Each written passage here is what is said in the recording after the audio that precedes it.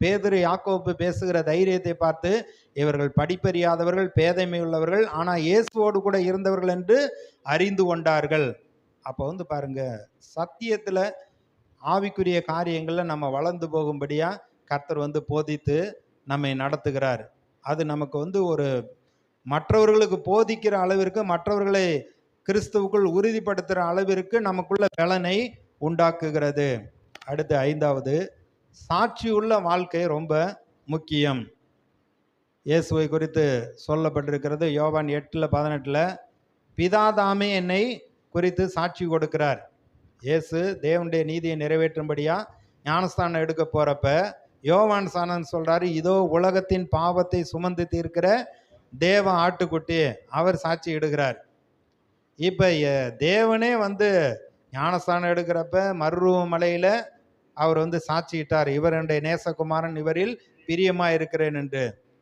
யோவான் 8வது அதிகாரத்துல என்னை குறித்து நானே சாட்சி கொடுக்கறதில்ல, பிதாவே என்னை குறித்து சாட்சி கொடுக்கிறார். அப்ப பிதா வந்து நம்மை குறித்து சாட்சி கொடுக்க வேண்டும்.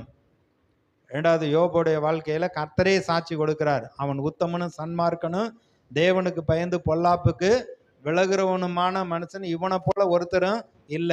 தானியேலை பத்தி சொல்லப்பட்டிருக்கிறது தானியேல் 6வது அதிகாரத்துல, அந்த ஆட்கள் கூட பணிபுரிகிறவர்கள் தானியேலிடத்துல ஒரு குற்றமும் குறைவும் அவர்கள் காணவில்லை.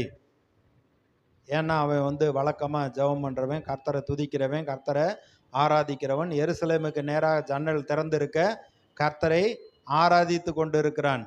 ராஜாவே சொல்றார், நீ இடைவிடாமல் ஆராதிக்கிற உன் தேவன் உன்னை தப்புவிக்க வல்லவராய் இருக்கிறாருன்னு சொல்றாரு.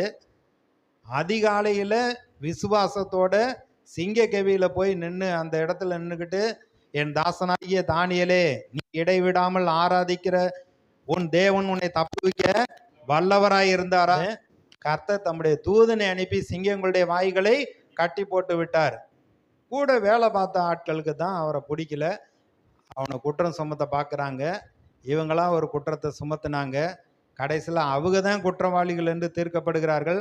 அவனிடத்துல எந்த ஒரு குற்றமும் இல்லை. அதே போல் யோசேப்புடைய வாழ்க்கையில் பார்க்குறோம்.